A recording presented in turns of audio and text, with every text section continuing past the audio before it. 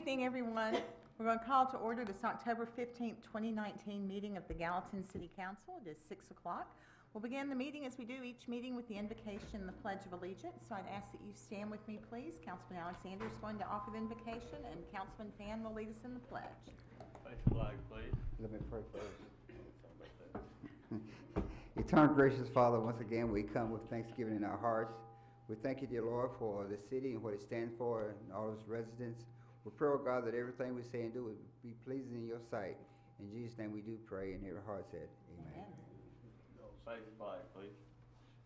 I pledge allegiance to the flag of the United States of America, and to the republic for which it stands, one nation under God, indivisible, with liberty and justice for all.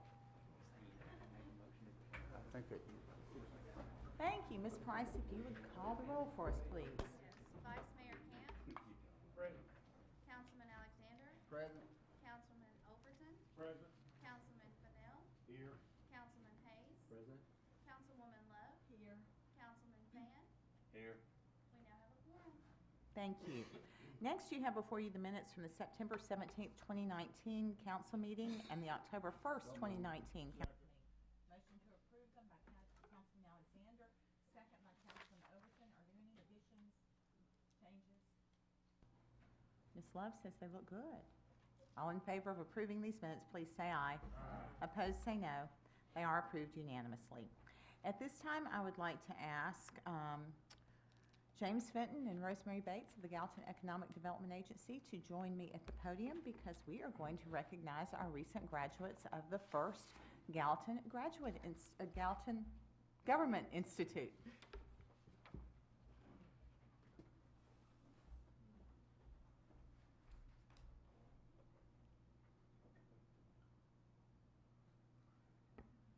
We are very excited that the first Gallatin Government Institute just concluded. We had 16 people, actually we had far more than that applicants, but we had 16 participants in the class, and they went through 6 weeks of intensive training on their local government. But I certainly want to say a huge thank you to our Gallatin Economic Development Agency because they saw a need in our community and they took the bull by the horns, if you will, and decided that they were going to start this Gallatin Government Institute.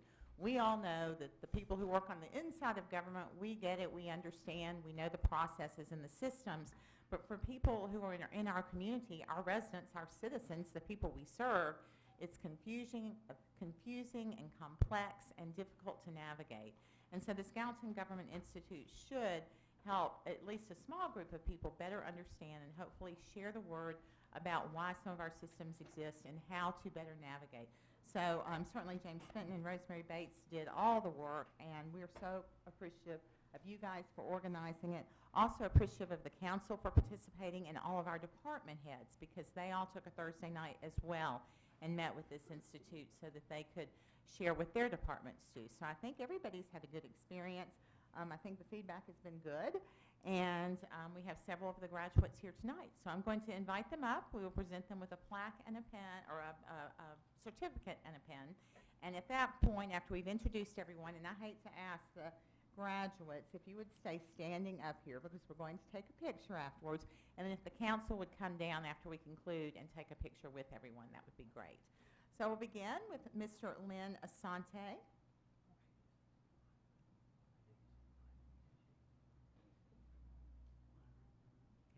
Next is Myra Bennett. And she's not with us this evening. Neil Burgess. And Sue Burgess. You guys may as well come together. Jack Chappelle. Don't see him. Mr. Joe DeBoard.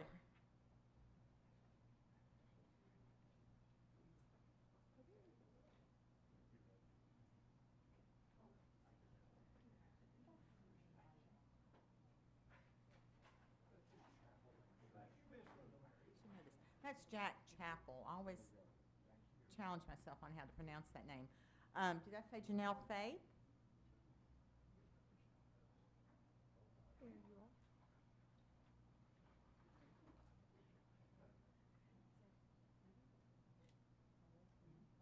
Carolyn Fole.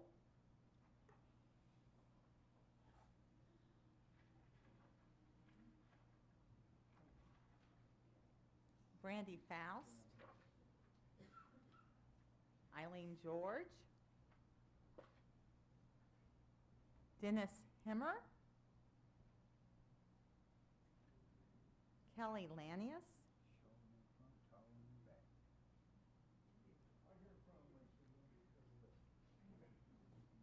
Anthony Lee, Stephen Nault, Cheryl Wallace,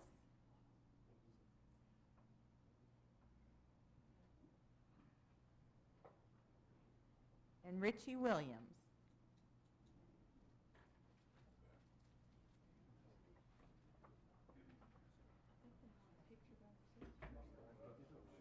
Now, if you would join me in giving these ladies and gentlemen a round of applause for their commitment to this effort.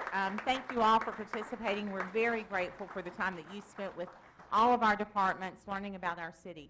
It shows us that you care about our city and you care about the future of our city. So thank you for your efforts, and we look forward to seeing you around more. Stay here. We're going to take a picture.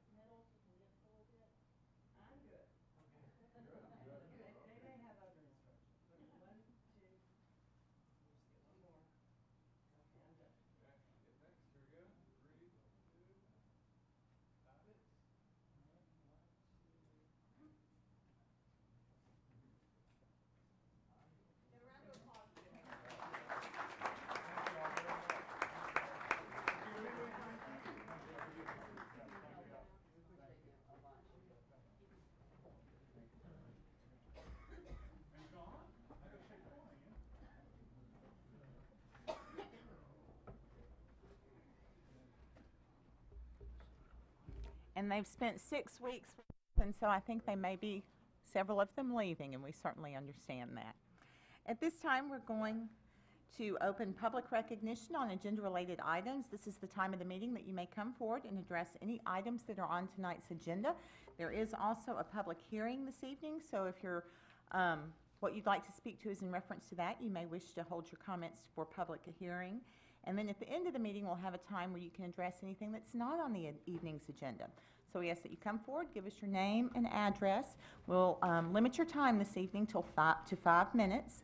And I would remind you that it's not appropriate to mention any individual names when you're making your comments. So with that, I'll welcome Mr. Devance to the podium.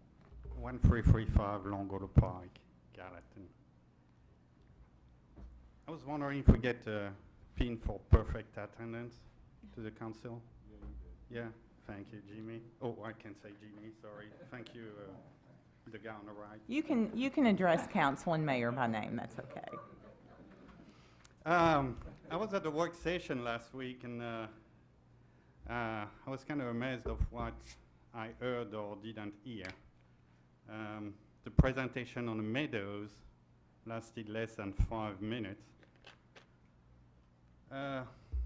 For a project of that size and no question asked, that's kind of surprising. Just to refresh your memory, you asked more questions and spend more time on discussing the roof angle of the dollar store. I know a lot of people tonight going to talk about the concern regarding infrastructure, school, security, all that stuff, so I'm going to stick to this one. 32 pages of the Meadows feasibility, city of Gallatin, Tennessee. I read it.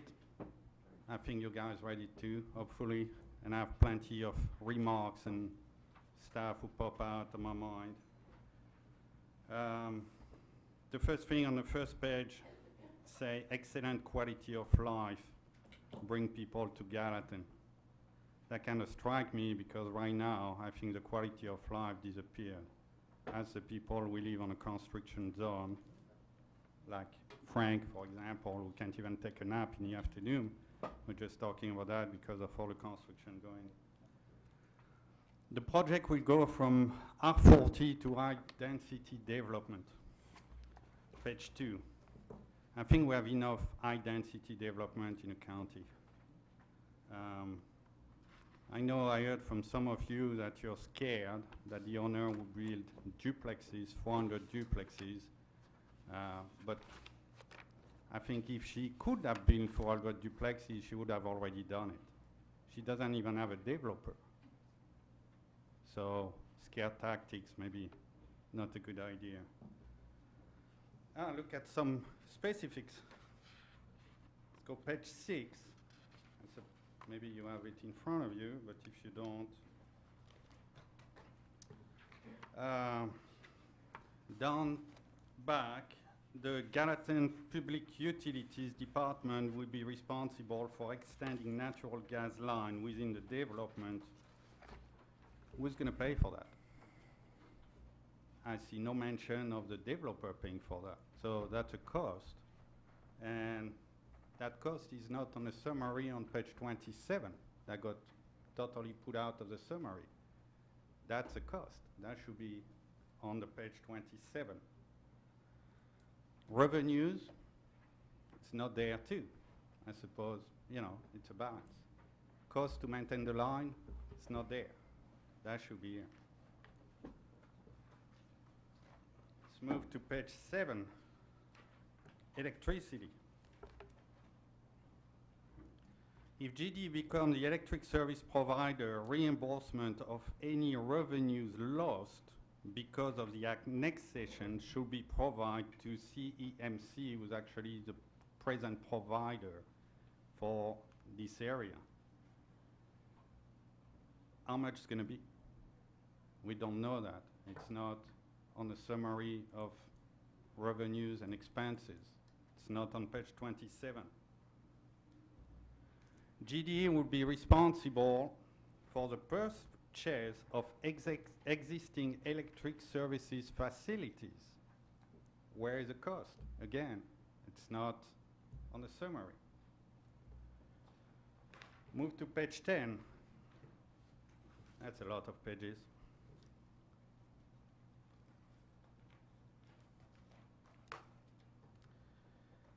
Depending on the growth rate, citywide and in the annexation area, additional vehicle may be required to provide solid waste collection services for solid waste collection. The next sentence is, however, the Public Works Department will not require an additional truck to serve the 1,100 plus units. So which is? We don't need it, we need or we don't. All right, that's something need to be clarified there. Page 11, we come back to the, that's already 5? It's already 5 minutes. I'm so sorry, Mr. Javance. That's not enough. That's okay. You can conclude your comments real quickly, please. Thank you. I mean, like 15 seconds. All right. Depends where the 15 seconds. Let's go to important thing, the police. Salary of 5 officers. Okay, there would be your time Yes, to write ma'am. up your comments. Yes, ma'am. Okay, let's go back to that stuff. I think that report doesn't represent what's going to happen because the report is based on 10 years at full construction of the site. I mean, when they're going to build a full 100 something out, that's not going to be done tomorrow. That's not going to be done in a year, not in 5 years. So we have a report you guys going to base your conclusion on. I'm almost done. Thank you. Whose doesn't show the real now. Okay, thank you very much. I'll be back. Next, please. And if you are planning to speak, I would ask that you line up so that we're moving efficiently.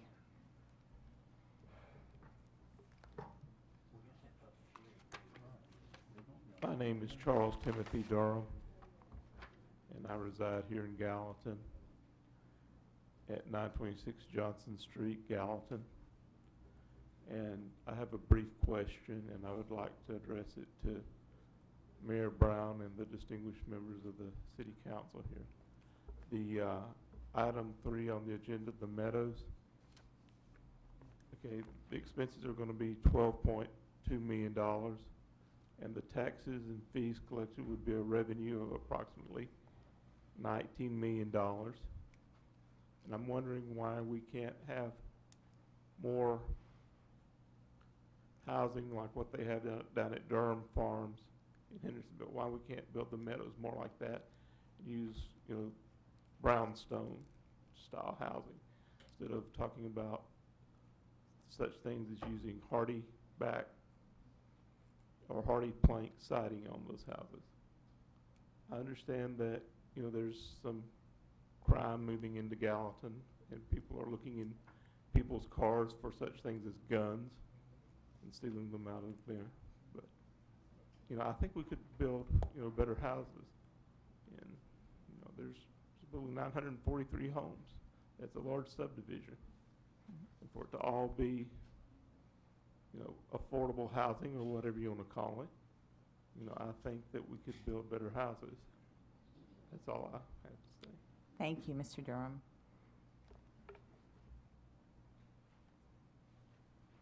My name is Dave Dozier. I reside at 567 Dobbins Pike, and my land borders the land in question, the Meadows development.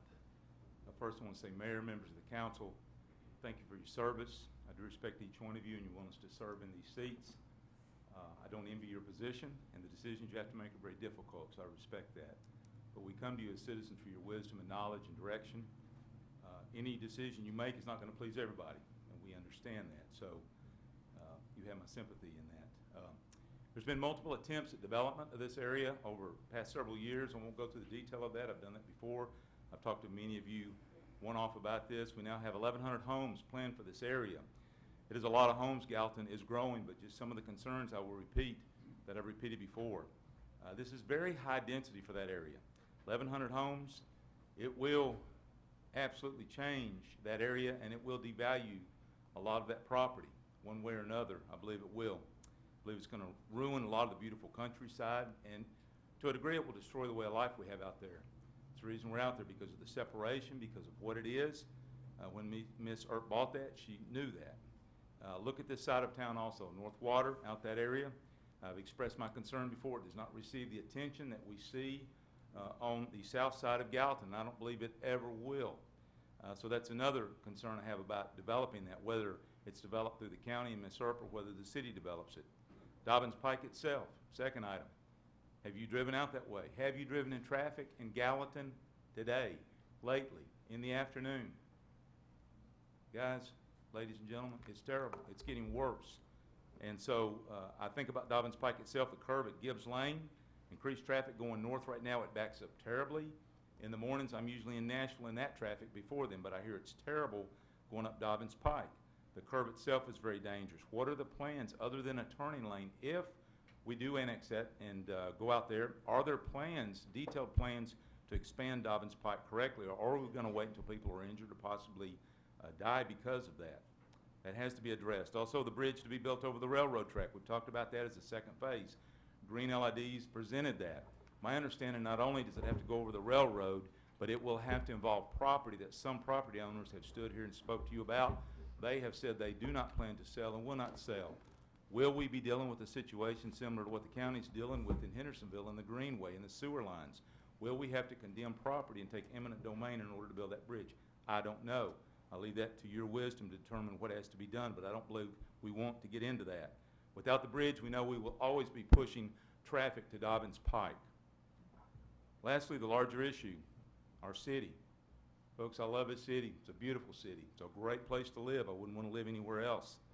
We are growing too rapidly. Our infrastructure, our services, our police, yeah, we've got, I don't know what it was, a $19 million projection over so many years based on a cost of a lot less $1 million, and so there's a net there that's positive. But folks, can we really afford this? And can our county afford what's taking place? We know the tax situation with our county. we're taxing our citizens to pieces in the county and the city. We're all absorbing that. We cannot continue in this. Also understand that Tina Earp has presented a separate plan to develop this, or her representatives have. If so, she may go out there and develop that. If that happens, the county needs to control it. Either way, I'm opposed to the growth in that area of this type of density. And so, members of the council, I just simply urge you to make the right decision based on what needs to be done, based on the overall growth of this city, not just that development itself.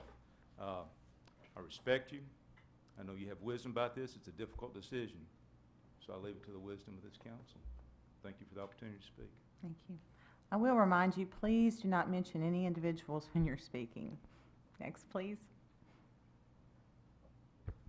Hello, my name is Ruth Fennell, and I am at 1049 Blue Jay Way in Gallatin. And I have spoken before this board before, and also have been known to speak before the school board and also the county commission. I have lived in Gallatin, had the pleasure of being a part of this community for about 10 years now. My sister has lived in this community for probably about 30 years now, so definitely feel an affinity to Gallatin. I am here to respectfully request that you do not move the Meadows plan forward. This county, if you look at the big picture, is under a lot of stress right now. The county, the city of Gallatin, whether it's from traffic, whether it's from growth, whether it's from development, whether it's from new construction, we need to get a handle on it. You know, there's times in our lives, whether it's in work or family, that you need to just stop and take a breath and kind of get your wits about you. And this is an opportunity for this council to do that, and that's what we're respectfully asking, is stop and let's get a handle on this, because it's not just the city of Gallatin. With that growth comes the demand for schools, the demand for roads, all of these different county and city services that then impact the people not just in Gallatin, but throughout the county. I'd ask you to take a look at the people in the audience right now. How often do you get this many people at one of your meetings? This to me indicates that there are people who feel very passionately about this.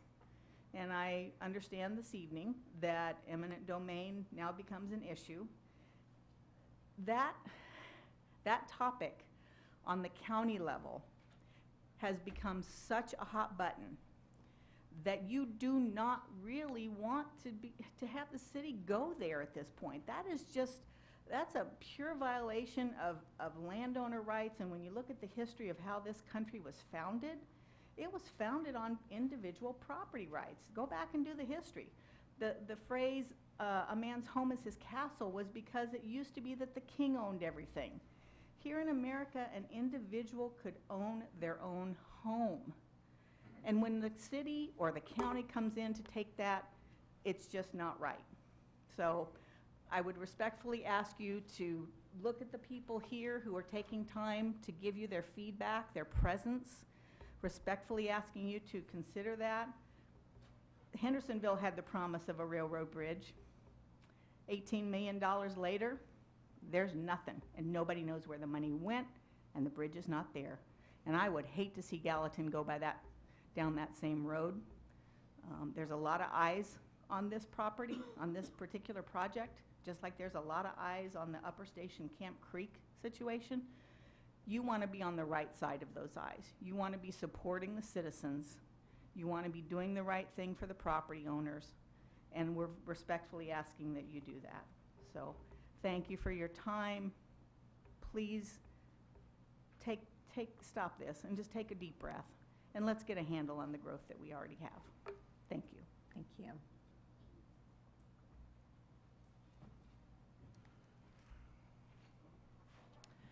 Tanya Dozier. I live at 567 Dobbins Pike. We don't have the diagram up there tonight, but our house is facing Dobbins Pike. And as all of y'all know, I've said before, there's a house and an empty lot between us and the proposed main entrance. So this is going to directly affect us. We're not across the town, we're not down the road, we're right there at it.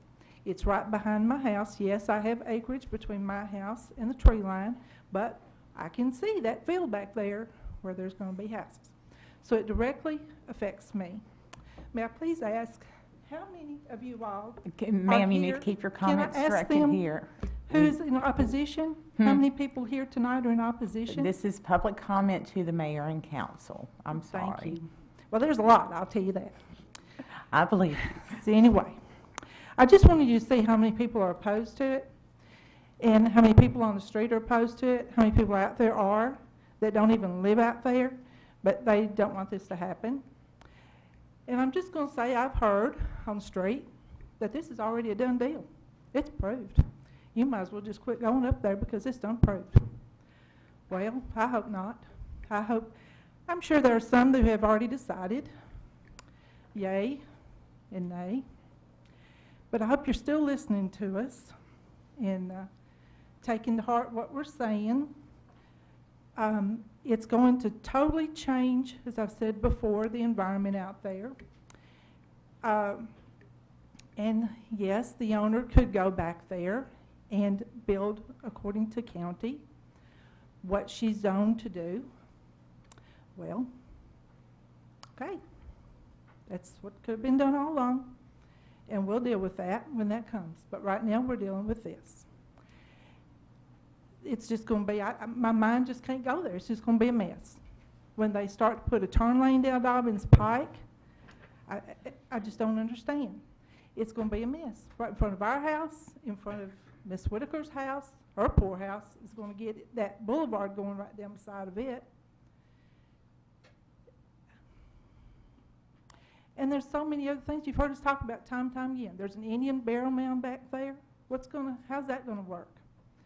There's floodplains back there. And right behind us was supposed to be $600,000 homes, and it was the smaller homes in its back, and who knows what's going to be when it's all said and done. And you know me, I don't take notes. I just tell it like it is. It's all for the money. It's just wanted to be annexed and rezoned so it can be resold and for the money. And, okay, so make some money for the city. Was it worth $4 million or $19 million? How much is the price tag to go out to a place and completely change the environment out there? And there may be a plan, and there probably is somewhere, that shows this development on it and others. But plans can be changed. And I hope that they will be. I hope that y'all will please not annex this or rezone it, because once you do, there's no taking it back. It's a done deal. Even if it never gets developed by this person, it's annexed city, and it's rezoned, and it's a done deal. And all of us are going to back up to city. It's just going to change it out there. And I don't want to deal with it. I have 5 minutes, so I'm going to keep talking. I don't want to deal with putting the turn lane in on Dobbins Pike. I don't want to deal with the boulevard. I don't want to deal with the 10-year build-out. So we're going to have 10 years of construction going on up and down and back through there. How long? And we don't know how long it's going to take. And the owner might go do this and they might go do that. Well, I ain't scared. Go ahead. I'm not afraid. I'm not going to be held hostage by that fear of, well, I'm going to go back there and do this. Well, right now I'm dealing with this.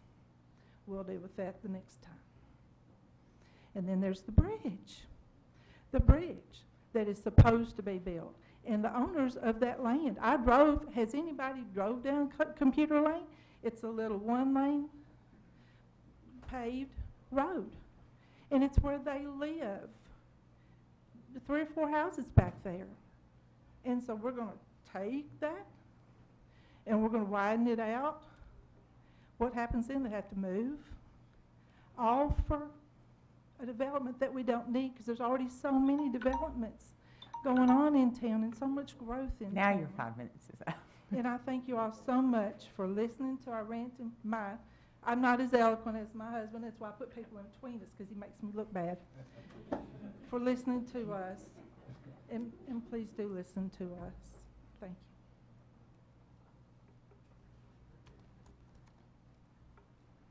Hi, I'm Audrey Trout Hessen, and I live on 295 Lindsay Hollow Road. And you guys have heard multiple things that have been brought up, whether it be the potential of eminent domain and the overpass, whether it be widening Dobbins Pike and that there's no shoulders and that there's around 60 houses that are less than 30 yards from that road, that we have over 80 children who walk to school every day to either Schaefer or Benny Bills. I could list tons of statistics and stats about why this isn't a good idea. We can reference the plan and how there's missing pieces and there's holes in that. You've heard that. It's in front of you. You now have this important job to make the right decision for our city and to represent our people, a job that you chose to do. And so what I ask you is, who do we want to be as Gallatin? When we think about where we live and what we represent, who are we? When the developers or the people who were pitching this first met with a small group of us, their exact words to us were, we want this to be an East Nashville community. And so I ask you, is that what you want for Gallatin, for your hometown? Do you want to live in an East Nashville community? Because I drive to Nashville every day to work, and I can tell you that the people who want to live in East Nashville live there, and that the people who want to live in a rural community that still has a home-like feel live in Gallatin. And so when you're talking about a development that completely changes a landscape of a city and of a community, we're farmers. We're tobacco farmers. We're cattle farmers. You know, and I understand development's going to happen. The land is zoned as it is. It's going to be developed eventually. There's too much land out there. There's 364 acres. There's 800 acres beside it with one farm. There's more acreage on the other. Development's going to happen, and that's okay. It's going to be developed at some point. But I ask you to make sure that it's the right development for the right area. Have these developers done the due diligence? Is this the development that we want for that area? That's the question. Is this what that area needs? Does it benefit our city, and does it benefit our county? How many of you have spoken to county representatives about this plan and gotten the impact of our schools? Because when this was being zoned potentially as industrial, we were told by our county mayor that we can't become a bedding community. Well, industrial didn't work, so now we're trying to make it a bedding community. We were also told at that time that for every child that comes into Sumner County, the county loses around $300 per student that goes into Sumner County schools.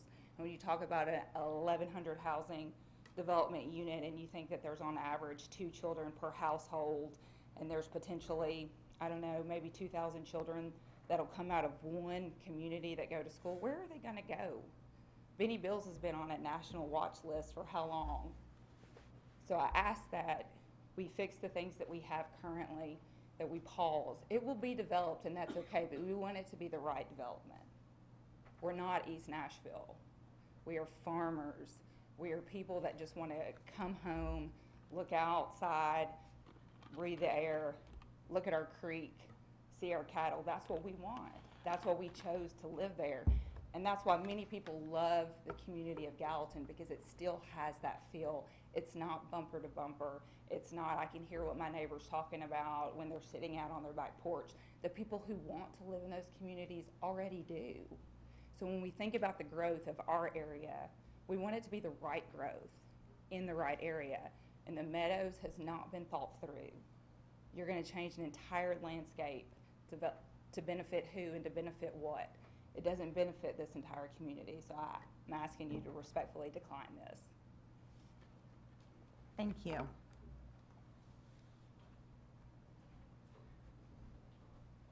Good evening. My name is Bill Delphs. I live at 1329 Old Highway 109 in Gallatin. This is the second time I'm speaking before this board, and I've already spoken in front of the planning board to let you know that I am against the Meadows. I am going to be directly affected by it. I am going to be where the turn lane will be coming out of Computer Lane. I'm here to talk to you about the people on Computer Lane. I'm friends with them. They own that lane. They don't want this bridge or this highway, which is basically what it's going to be, 2 lanes in each direction from what I understand, to come in front of their house. I don't want the turn lane in front of my house. I didn't move here from New Jersey in order to have a 4-lane highway in front of my house. I moved here because I enjoy Tennessee. I didn't have the luxury of having my relatives move here from Italy and Norway, like some of you who've lived here for 38 or 78 or 58 or whatever number of years. But I decided to move here 13 years ago because I liked the community, because I liked where I live. I don't want a development across the street from me. It's as simple as that. I lived in New Jersey. I lived in developments. Believe me, it is not fun. So I'm here just to let you know that I am against the Meadows and will be against the Meadows from this moment on. And will continue that way. And each step of the way, I will be before you or before whatever community group we're talking about to make sure that they know that you people are affecting my livelihood, my home, my farm. I drove here from Morristown, Tennessee to get here for this meeting. I was in Morristown today, but I found it important enough to come here to speak with you today. Not very happy. So thank you very much for your time. I am against the Meadows and will be from this point on. Let the county deal with it. Let them go in the whatever way the county wants to go. But this board shouldn't annex this place, and the Meadows should not be built. Thank you very much. Thank you.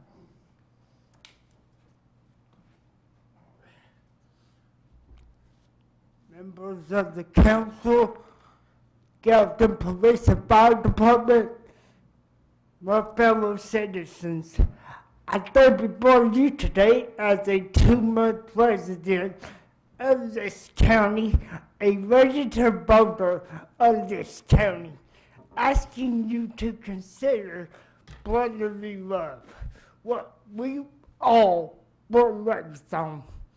Now, I may have a physical disability, and it may not affect me, but when you can sue your fellow citizens for their land, when you threaten the peace and prosperity of their small town field by coming in and threatening with defending their highway and developments, that is wrong.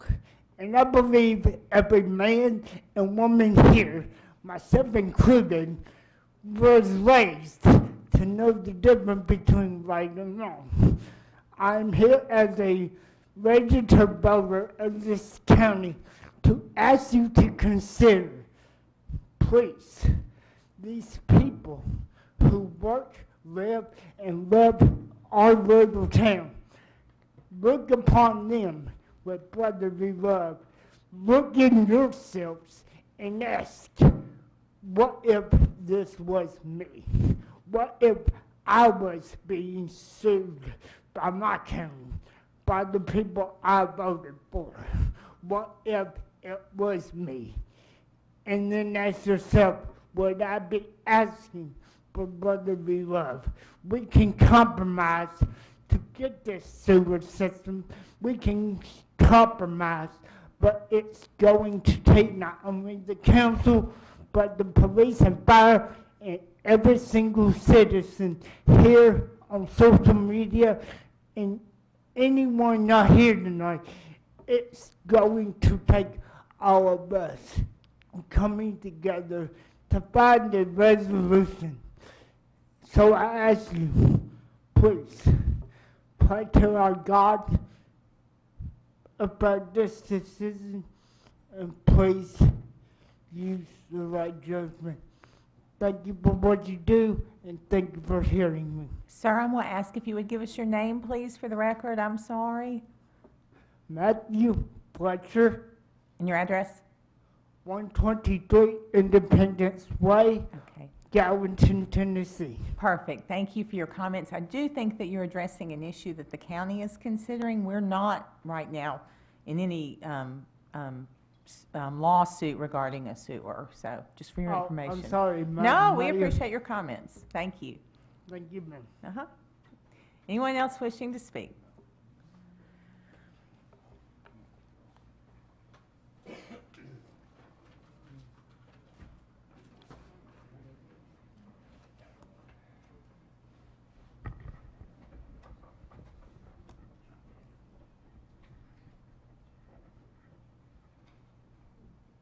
Hey guys, my name's Leanna Thomas. I'm at 902 Wallace Road, Gallatin, Tennessee. going to talk about what was in the agenda for tonight with the paperwork for the Meadows. On Exhibit B, it says on number 10, if improvements are not completed to Computer Lane first, the improvements to Cobb Lane, including widening at an at-grade railroad crossing, will need to be completed prior to the issuance of building permits. Number 1, unless changed, Computer Lane owners say they won't sell. This is the no-go anyway. Number 2, page 17 of the CSX manual states everything that you must do to be reviewed, approved, and if approved, a cost estimate and agreement is prepared by Public Projects. What if they deny you? I gave you all this 107-page manual. I'm sure you remember it. There's a lot of stuff that has to be done to get the bridge or to get the improvement to a crossing. And so what about that? We haven't seen any more information about any of that. On number 11, it says, please note that although with the majority of cases, engineering recommends connectivity to existing streets, but due to the jurisdictional boundaries, known right-of-way limitations, poor intersection geometry with Gibbs Lane and State Route 174 Dobbins Pike, we do not recommend a connection to Gibbs Lane with this development. Safety. This is not safe, and this only traps residents further by this development. So you're going to have a boulevard, one way in and one way out, and a promise of a bridge with no permit, but you're not going to have the bridge until phase 2. So you have the one boulevard in and out with a roundabout. What happens if there's an accident on that boulevard? And EMS comes and there's your accident, and you've got everybody in the way there, and you have 1,115 homes and a commercial center, and it's hustling and bustling in that development, and then somebody is within the development and they're having a stroke. They need to get out. There's nowhere to get out because Gibbs Lane was not adequate to be connected because it wasn't safe. And we all know it wasn't safe to begin with. And so then, oh shoot, the man, the neighbor next in the townhome, he just caught his garage on fire. Trapped. Everyone is trapped. Dangerous. So you've successfully trapped your citizens. Death. This is what can and will happen with poor planning and disregard for safety with everyone in this development. Number 14. The connection and improvements to Computer Lane will require the developer to enter into an agreement with the City of Gallatin that provides for a bridge and permit for separated grade railroad crossings over the CSX railroad tracks, improvement to Computer Lane at Old Highway 109, and the necessary right-of-way acquisition to widen Computer Lane. So now we're going to force landowners to comply with a development that doesn't have to be. So, spelling it out for people who may not understand what that means. A right-of-way acquisition is an act of taking the land from its original owner by another party by providing a monetary compensation for the value of the property. But this deals with property owners' rights. What somebody else said earlier, we're dealing with this with the county already. Do we want to do that? What are we doing here? I mean, it's unbelievable. Why would we do this? And I spoke with a councilman, I won't name any names, and I said, why would you pass something that you know has this problem? Why would you do this? The councilman said, when I said, you know, what are you going to do? Well, it would just be a civil matter after that. I said, so you're going to wait and then the citizens have to be sued and all of that? Why? Why would you do that? That's not necessary. Sorry. Your time is up. I'll ask you to wrap up your comments. Okay. So the last thing that I would come to would be number 24. Provide a plan, note, or depict a greenway easement with an open space adjacent to East Camp Creek for the length of the creek through the site. And number 12, which ties to provide a street stub connection to the adjacent parcel to the north of the east side of East Camp Creek. Greenways. There we go. There's another one. Green Okay. space before, greenways now. So taking people's land and putting greenways in. So, Wrap up your comments for us, Okay. please. Thank you. so anyway, what I'm saying and asking is that you please do not do what is happening to other citizens. It's not a good plan. It's not safe. And we've spoken to you for months, and I would ask that you vote no on the Meadows for the safety of your citizens. Okay, thank you. Thank you. Next, please.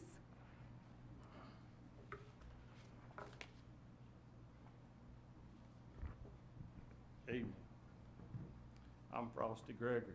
I live at 201 Wallace Road. I joined this project for 1.5 miles on the north side. Of all the plans I've seen, this is the best one by far I've seen for this property. I'm scared to death of this being a county development. There'll be no buffer zones. Nobody's mentioned buffer zones tonight, but there are. There's a lot of property, 90-something acres of green space down there. I would personally like to see this project go, because I think it's the best use for this property, other than the alternatives.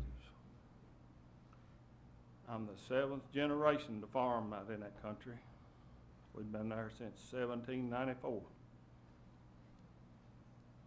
We want to stay, but if you put rental housing up against us, we'll have no choice but to surrender and join the club. And we don't want to do that. My son and my daughter want to continue to farm. I'm wanting to do everything that I can to make it that way.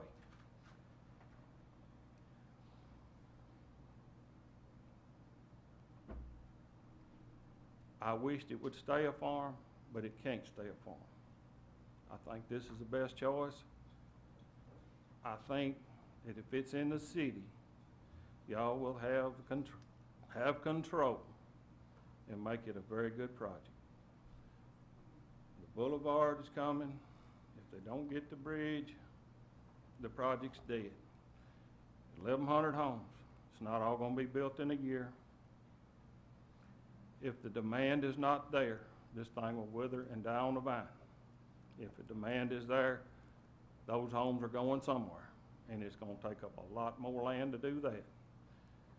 So there's more than one way to look at this thing, and I think this is the best way. Thank you for your time. Thank you. Tina Daring, 538 Dobbins Pike. I oppose this. The property is right across the street from where we live. We built 20 years ago, and we see major accidents daily on Dobbins Pike.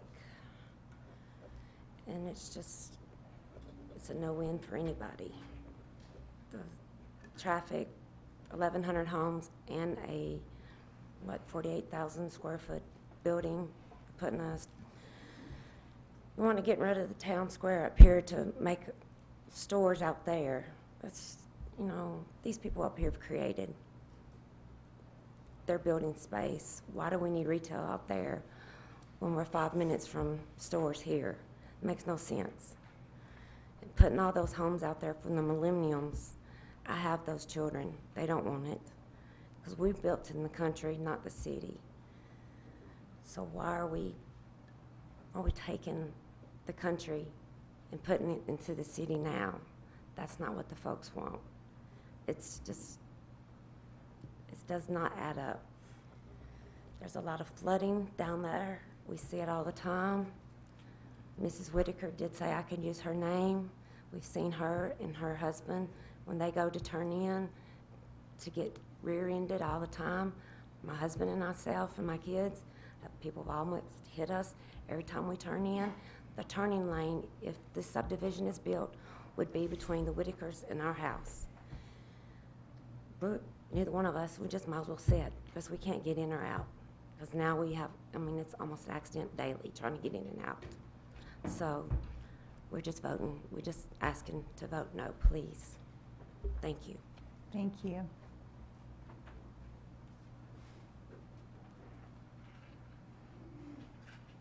My name is Joe Wallace. I live at 445 Wallace Road, Gallatin, Tennessee.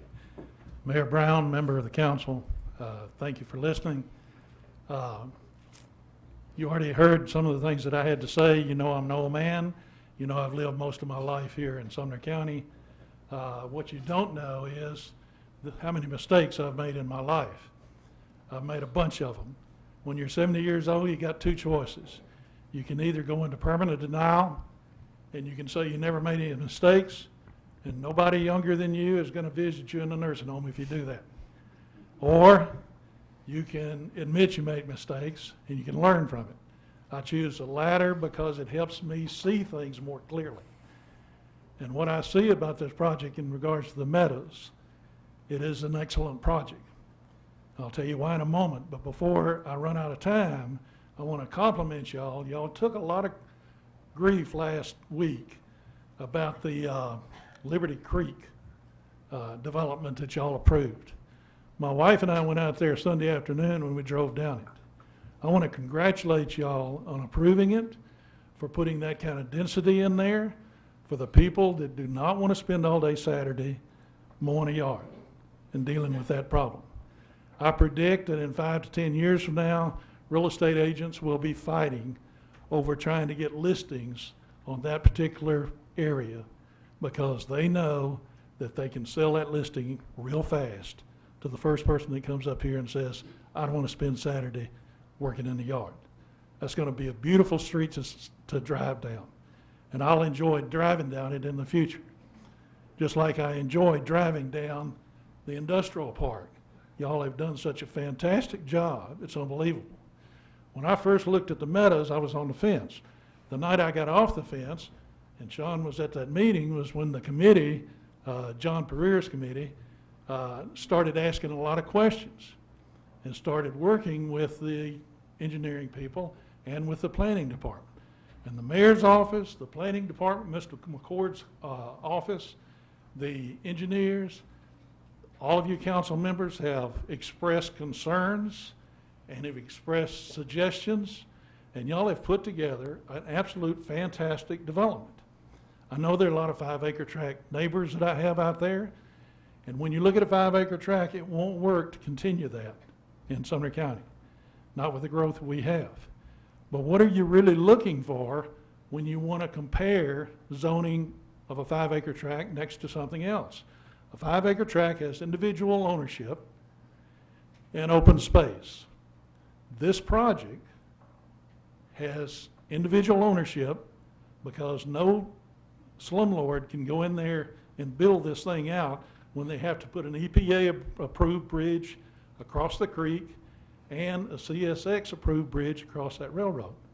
So you're going to have, y'all have developed it in such a way that you're going to have upper-level developers come in here for this project. 95 acres of open space. What that does is it allows individuals that don't want to fool with the backyard to be able to walk down to the creek, go on these 95 acres of open space, trails. There are developments that are taking place in other parts of the country that y'all have given a foundation that could happen right here. I'm not saying it will, but if a developer in Atlanta, in Dunwoody, out north of Atlanta, where I have a friend that told me about it, what he did was he set up a homeowners association so that instead of the money being spent for grass mowing, it was spent to hire a farm manager that took part of like this 95 acres and to grow vegetables and have a homestead farm with sheep and ducks and chickens and stuff like that. That has been so successful that he now has a waiting list because people that move into that, older people that move in there, love carrying their grandchildren down to this little farm area and picking tomatoes and gathering eggs. And all the people in the development have first choice to buy products from the garden. And their money is going to raise this instead of mowing grass. So the foundation is here for a fantastic thing. It's going to be it's an opportunity to have a community, and when you develop true community, which we've lost a lot of in the last 70 years, when you develop true community, crime goes down, and a lot of other benefits take their place. Thank you for listening. I appreciate it. Thank you. Perfect time. Anyone else wishing to speak under public comment on agenda-related items? Okay, please be in line if you wish to speak.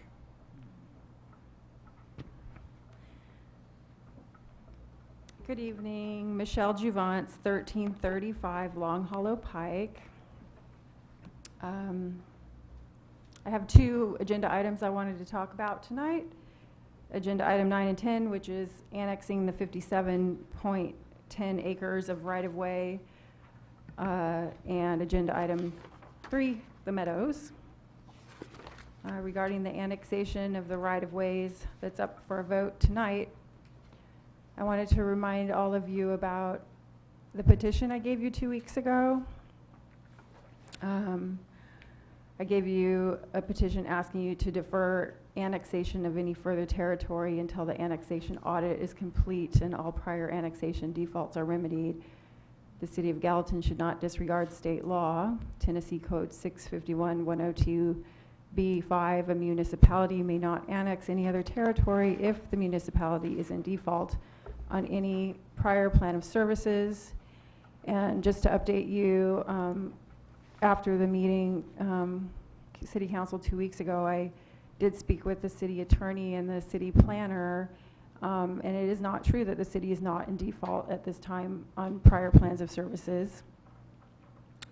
Regarding our annexation, the 2008 annexation of the multiple properties on Long Hollow Pike, the planned sewer line was not completed because 2 easements were not able to be obtained from 2 property owners, and so that plan of service needs to be amended.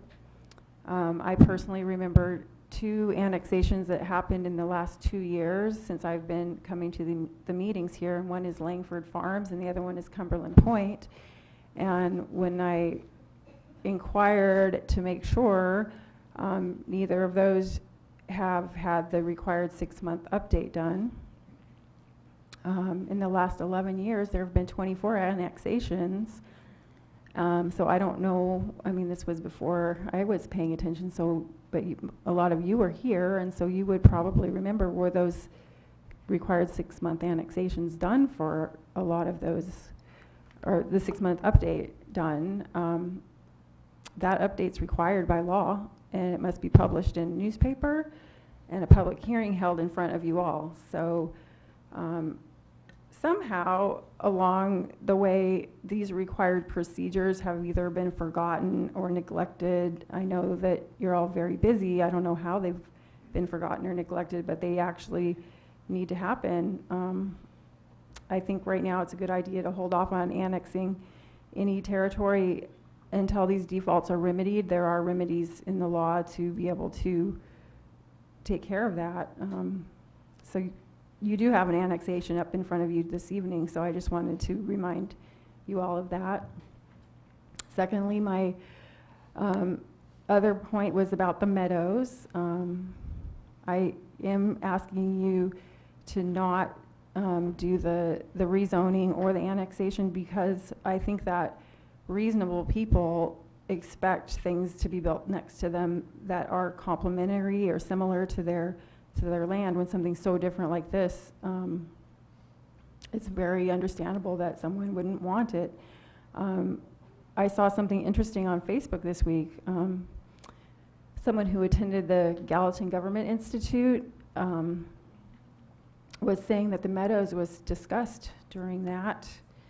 So let me just actually show you or tell you what that person wrote on Facebook.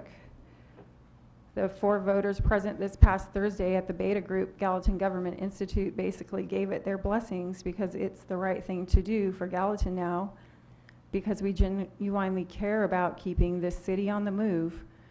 Okay, I paraphrased that a bit, but that's the vibe they were giving. One voter emphasized, if we don't jump on this bandwagon now, the owner of the land will create the land of duplexes.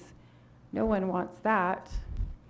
So I'm wondering how you are allowed to, as elected officials that are supposed to represent us, allowed to discuss and promote something at a meeting like that. And I thought that you were only supposed to discuss things like that in this forum here in a public meeting where the public is invited. So I wasn't there. I don't actually know what was said, but if this person who was there is accurate, I don't know how that was allowed to be discussed like that. Time is up. Okay, my time's up. Thank you. Thank you. Hi, Deborah Holmes, 2134 Long Hollow Pike. I don't have anything prepared, and I really wasn't gonna speak, but I started hearing words of eminent domain and greenways, and I have a little PTSD about that. So the only thing that I would like to say is that please, please, please consider those things. And I don't know if that's something that you guys want to do to your citizens. I just ask you to really consider that, because it's a real bad situation and it's not good. And to take somebody's land away so that somebody else can make money, and so you can develop something for somebody else so that they can make money. And I just think it's a really bad thing to do to citizens and people who pay taxes, and they work really, really hard for the things that they have. So, and I don't know, I mean, would you want that done to you, or would you want that? Would you want your land taken if you didn't want it? If there was another way, or at the expense, your expense, when somebody else, so somebody else can make a whole lot more money. Thanks, y'all. Thank you, Ms. Holmes. Anyone else wishing to speak tonight in your public recognition? Remind you to please line up if you plan to speak so we can be prepared.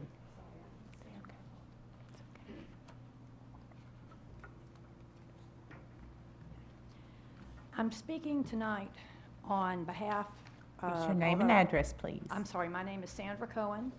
I'm at 304 University Drive in Gallatin. And I'm speaking my own feelings as well, but I'm speaking tonight on behalf of John Miller as well, who cannot be here because of his recent open heart surgery. The issue is important enough to him that he was released from the ICU and hospital on Thursday, October 10th, and he took the time to write and send me this on Saturday, October 12th. He has asked me to read it to you. I just want to talk to you about the way people value property. To some, it's just an investment for profit. To others who might work in the city, it's peace and quiet. To another, it's the beauty of natural resources. And to some, it's the quality of life, rural versus urban. When it's an investment property and it is upzoned, you change its value. The petitioner will make more money once her property is upzoned and 1,115 houses are approved, that's for sure. But while she is enriched, what about the others? If this were where you currently lived, how would you be enriched when the urban lights take away the stars? How would you be enriched when your children need to be driven to a park to hit a baseball instead of the park that used to be right outside your kitchen window in your own backyard? How do 4,000 to 6,000 more cars a day on Dobbins Pike, zipping by your home, enhance your quality of life and the safety of your children and grandchildren playing tag in their front yard? You see, for many, this isn't about money. They came here with their life savings, and they bought their 2 or 5 acre piece of heaven. And now you 7 representatives get to decide the fate of these hundreds of residents. Will they get to enjoy their dream, their property, and the quality of life that they seek? There's a television series Yellowstone, where John Dutton, played by Kevin Costner, owns a multi-thousand acre ranch. Developers swoop down on him to sell as they envision a casino, a hotel, housing developments with thousands of homes and people. They offer Mr. Dutton huge sums of money to sell his property, telling him he can take the money and go anywhere and live like a king. Costner looks around his ranch and he says, when a man has all the money in the world, this is what he buys, and I already own it. I wish that everyone in this room would think of Gallatin as being as precious to them as the Dutton Ranch is to John Dutton. Please say no to this mega development. Let the petitioner develop it at its current zoning, and let hundreds of current citizens and residents continue to live out their dreams. Thank you. Thank you, Ms. Cohen. Frank Marchese, 589 Harris Lane. I just also want to voice my opposition to the Meadows based on what I've seen in the development going on. Now, you all know that I live next to Liberty Creek, which is no way a wonderful development. They have not sold one house on those micro lots. And if we put in 1,100 more, what's going to happen to all these houses when nobody buys them? They're going to come in, they're going to be auctioned off, bankruptcy, you're going to get an element that you don't want in this small town. I've witnessed eminent domain firsthand when I lived in Long Branch, New Jersey. They developed the oceanfront. They took away everyone's property for pennies on the dollar, and they put in multi-million-dollar complexes that the people that used to live there can no longer enjoy that land because it was taken from them so that rich people could benefit from it. We settled in Gallatin, Tennessee from New Jersey because we thought it was a quiet, nice place to be, and all this development is making us think twice about being here. You might not care if we stay or we go, but we like it here, and we don't want to see the small town feel go away. You know I'm trying to start a business here. You know I'm trying to make a name for myself in this town. And this development is not going to help that. It's not going to benefit the residents of the town. It's just going to create more havoc in the infrastructure, as people have mentioned, for schools, for police, for fire, for police. I'm sorry I'm getting a little emotional, but I've seen what can happen. And we got away from it coming here. We don't want to see it happen again. Thank you. Thank you, Mr. Marchese. Anyone else? Okay, seeing no one, I will declare public recognition on agenda-related items closed, which leads us now to mayor's comments. I do have a proclamation to present, and then I have just a few more comments. I'm going to ask Lance Wagner to join me at the podium, please. And Lance is our stormwater utility manager, and he is going to be receiving this proclamation from the city tonight.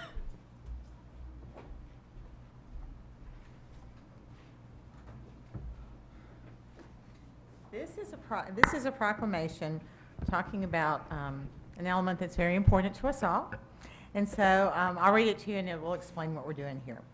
It says, whereas Imagine a Day Without Water is being held on Wednesday, October 23rd, 2019 as an organized effort to highlight the critical importance of reliable access to clean water in our lives and in the investment in infrastructure that is necessary to protect this valuable resource. Whereas the City of Gallatin recognizes that water is essential to the quality of life and economic competitiveness and acknowledges the importance of educating the public about the value of water through the Imagine a Day Without Water campaign. And whereas the City of Gallatin provides drinking water to more than 40,000 people in the community, without a reliable and clean source of water, our economy would be severely impacted.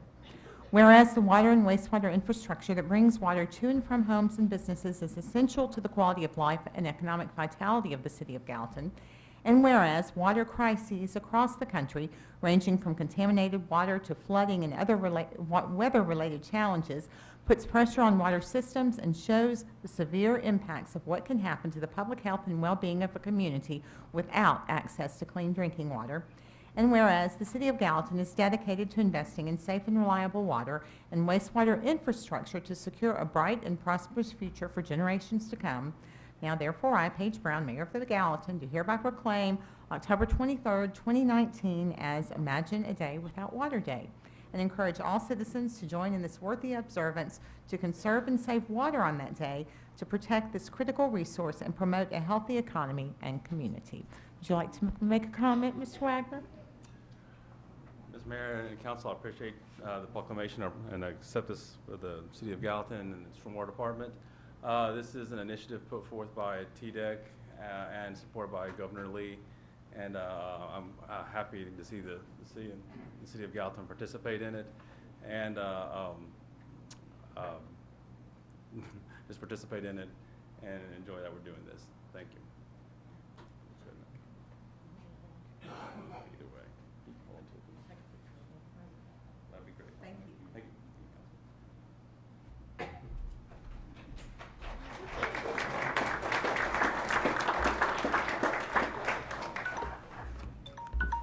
And my 5 minutes is apparently up, so.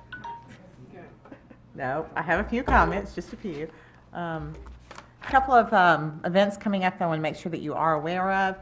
On this Friday is David Brown's birthday. I think he. Oh. It's Miss Carver's Sunday. Okay, it's Miss Carver's on Sunday, so make sure you wish both of them a very happy birthday. This Saturday evening, the Firefighter Recognition Banquet takes place at Epic Event Center. On Monday is the Mayor's State of the City Address. It's happening at the Chamber Luncheon at 11 a.m. at First United Methodist Church across the street. I do believe it is sold out. However, there is a second showing, if you will, at Volunteer State Community College at Weems Auditorium at 6 p.m. on that night. And so you can just show up there if you'd like to see it then. I think that is all of my comments. I would like to invite at this time Debbie Johnson to the podium. She has a special introduction to make to you all. Hello, council members and mayor. I wanted to introduce our new Assistant Director for Human Resources. Her name is Jill Russell. Jill, if you please stand or come to the podium. Jill comes with... Thank you again for letting me restructure, giving me the ability to restructure my office and reclassify a position.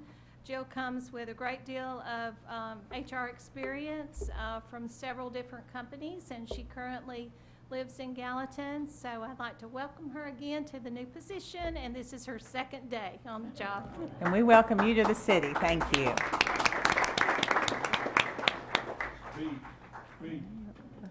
That's too much pressure on her second day. Come on now. Okay, we're going to move now into the regular agenda. And before we begin, I'd like to invite our planning director, Mr. Bill McCord, to come forward because he does have some items he wants to make sure that you are aware of before we proceed onward. Bill McCord, City Planner. We have quite a few items on the agenda tonight, and I want to bring to your attention a few of these. You have a handout on your desk. There are some additional exhibits that were omitted from the original agenda package. These are exhibits that were included in the council committee reports that were provided to you earlier and reviewed and discussed by the council. But for whatever reason, some of those were excluded from the first item.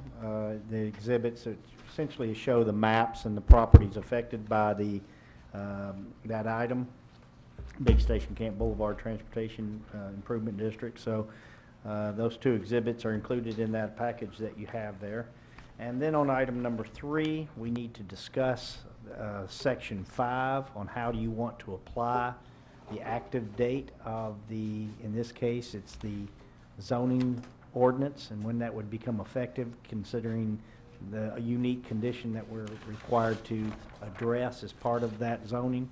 And a similar type of language would also be applied for the plan of service and annexation when we get to that in 3 weeks, I think it is. And then lastly, on item number 6, which is a preliminary master development plan, Exhibit A also was omitted from the original submittal that was posted on the site and provided to you earlier.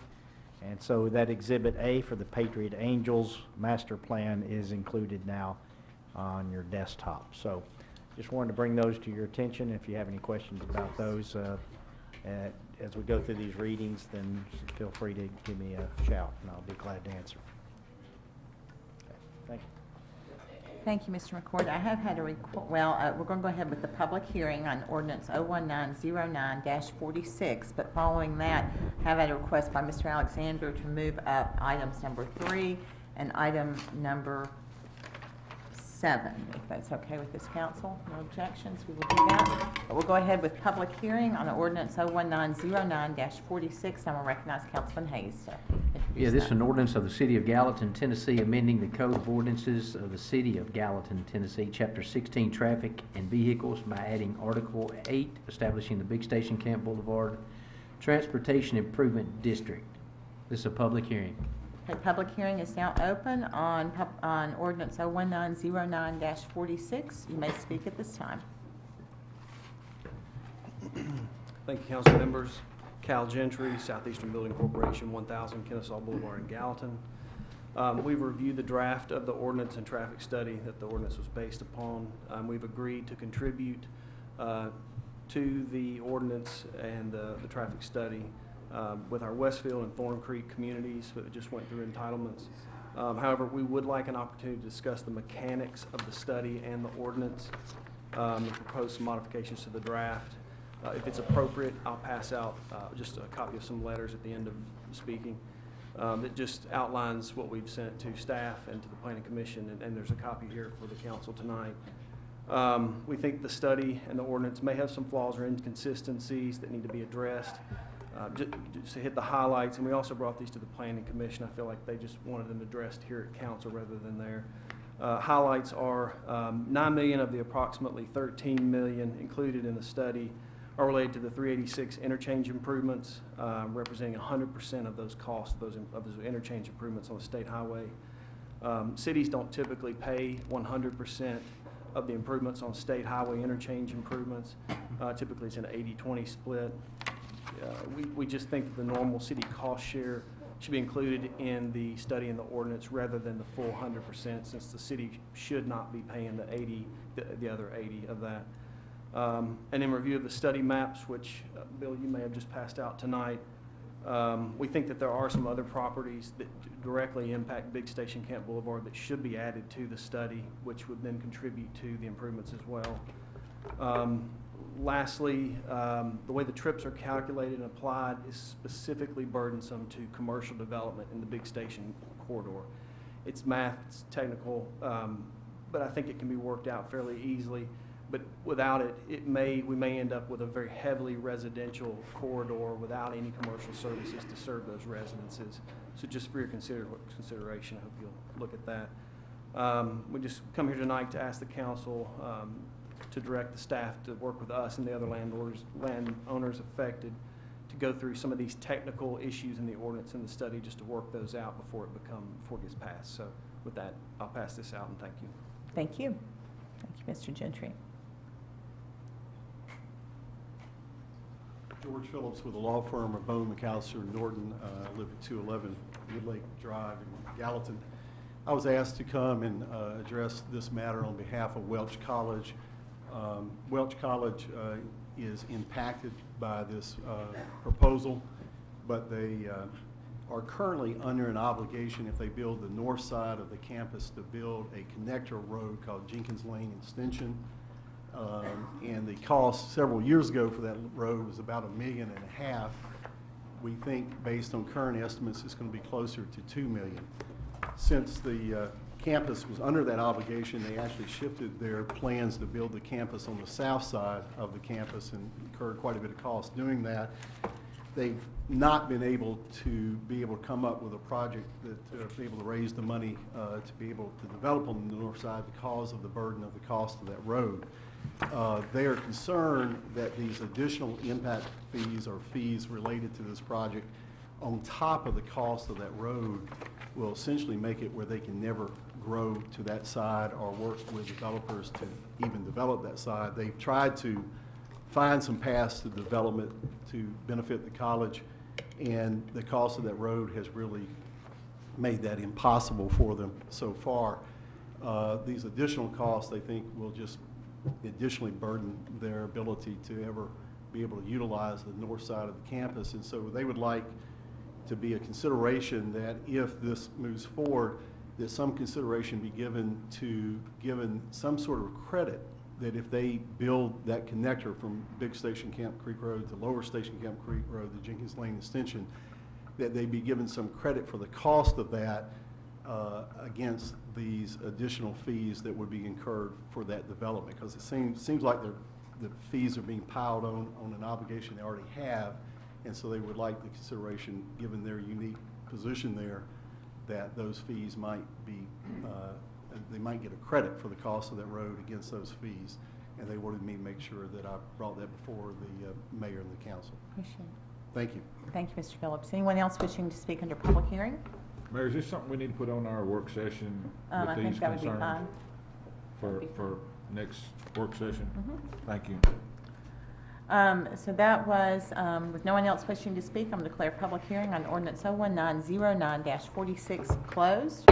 We will move now to item number 3, and Councilman Alexander. This is a first reading of ordinance number 01908-40, ordinance of the City of Gallatin, Sumner County, Tennessee, rezoning full partial totaling 384.64 plus or minus acre, text map 104, partial 22.10, 25.00, 26.00, and 27.00 for the R40 low density residential district in the Sumner County R1A single family residential district to the mixed use district, the R20 PRD low density residential family residential district to the mixed use district, the R20 low density residential planned residential district, the R15 PRD medium density residential planned and residential district, the R10 PRD medium density residential planned residential district,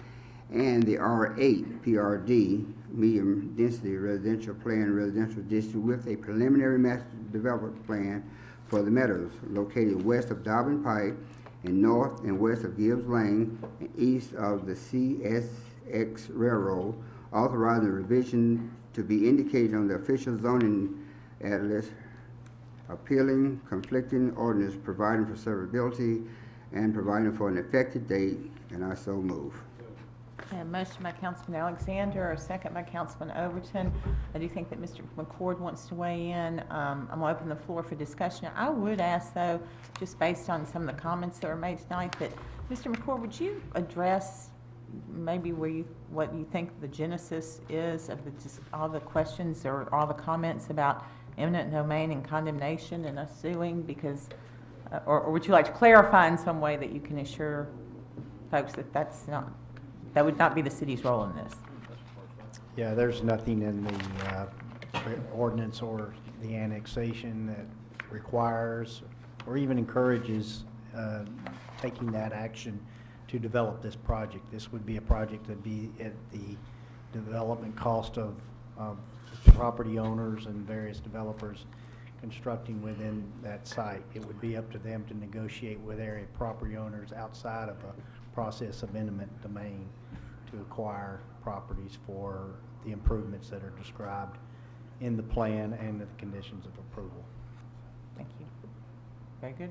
Council, we're open for discussion. Okay, Mr. Hayes? I just want to make sure I understand, as far as that bridge, railroad bridge, the people that own that land have said that they don't want to sell it. So if this goes forward and they don't want to sell, then what will happen to make that possible? Well, I don't know that they wouldn't sell for a price. I'm sure that if they can negotiate an example price, they would sell. I think I'm just going by what they said when they understand. were here the other But night. I think the question, because it's a private development, the private developer would be responsible for getting that access for that property. The city would not. So there would not be any eminent domain action by the city on a private property owner. Am I correct in saying that? Did I say it Right. well and clearly? We can't compel a private entity to negotiate with a private. There are limits on what they can build out there if they're not successful in negotiating with whatever property owners to obtain compliance with that condition. Mr. Hayes, you want to be recognized? No, I just, you know, as I've stated before, I just, you know, it may be a good project, but I'm still probably one of the only ones that are against it. And the reasons is that I just think that we're skipping over too much. Gallatin, for me, right now, is not ready for this project. We've got too much going on as a city as it is. One of the biggest issues out there, I think, is infrastructure, getting to that project as far as Dobbins Pike. You know, are we going to widen that, or what are we going to do about that? And number two is, you know, we're jumping over, we keep forgetting about this, we're jumping over a lot of property to annex this property. That, you know, when are we going to annex other property in between? So, you know, that's my two biggest things right there that. I would think we likely wouldn't annex the property Yeah. between here and there because it's developed, you know? Well, I guess it is on one side. It's not on one side. Anyone else wish to be recognized? Mayor, I'll say a couple things. Mayor, as you know, this is a very difficult situation for all of us council folks to be in. None of us want to negatively affect the residents of our city or our county. Unfortunate that somebody come up tonight and said that property owners have property rights. Well, that's exactly right. Property owners do have property rights. And that's what I'm scared of. I'm scared that they do have this property zoned, and that if we don't control it and we don't say what goes there, what they're gonna do. As long as I've been on this council, and I can go back and name a lot of subdivisions, I don't think there's ever been a subdivision approved that we haven't had the property owners in that vicinity of that subdivision that hadn't felt as these residents feel tonight. Nobody wants it in their backyard. Nobody wants it in their backyard. But we have to do what's best for our city. And I don't feel like some of the things that could be put on this property with the current zoning that the county has is the best interest for our city.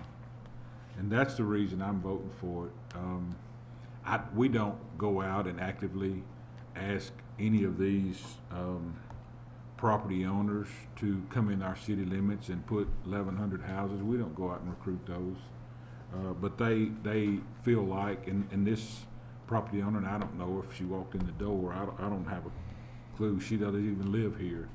But she has a right to do something with this property. And I know I've been through several meetings over the past however many years of everything from a mobile home park at one time to a heavy industrial site. And during all that discussion, everybody that was in those discussions said that they would like to see houses go out there. Yeah, they didn't say they'd like to see 1,100 or 900 or whatever happens to this. This number is probably not going to be etched in stone. By the time they get through doing all the environmental studies and everything else that they have to do, I'm sure this number is going to be cut down considerably from the 1,100 houses that's proposed to go there. But this is not an easy decision for us. And many of these folks that's got up and spoke tonight are personal friends of mine, and I respect them gratefully. I really do. But I was elected by the members of our city to do what's in the best interest for our city, and I feel like at this point, the best interest for our city is us control this. And you know, and there again, you know, we get stuff on social media and everything about how fast we're growing and we're the booming it seems. And look, Middle Tennessee, we're not even in the top 3 or 4 in Middle Tennessee that's probably growing numbers wise. There's a lot of cities around Middle Tennessee that's growing a lot faster than we are. But and that's all developer driven. Somebody said that, you know, if this development was built, that nobody might not buy houses out there. Well, that's developer driven. If this thing was to start building and nobody's buying houses, you know, it's all developer driven. It always has been. Ever since I've been here, all these subdivisions. I think it's market driven. I It don't is- mean to it's interrupt market you, driven but as well. It is. It is. And if it's not a market for them, this developer's not going to build it. Whoever the developer is, we all know, we're not crazy. We know Miss Earp's not going to develop this property. She's getting this property developed so she can sell it. But the good thing about it is if we approve this plan, whoever buys this property, we have control of it, and we're not going to let them build any junk out there on this property. And that's what we have to look at. We have to be sure that we have control over it, and we can tell them what they can and can't build out there. And that's the reason I'm supporting this project. anyone else wishing to speak? Mr. McCord, that's right, you had some Yes, items I want to address with finish it. my the description Sorry. of the changes that you want to consider is primarily to the section that deals with the adoption of the effective date of the zoning ordinance, and we're going to have a similar type of thing when we address the annexation plan of plan of service resolutions. Is that unlike our standard annexations, which we adopted upon second reading or it becomes effective upon final approval.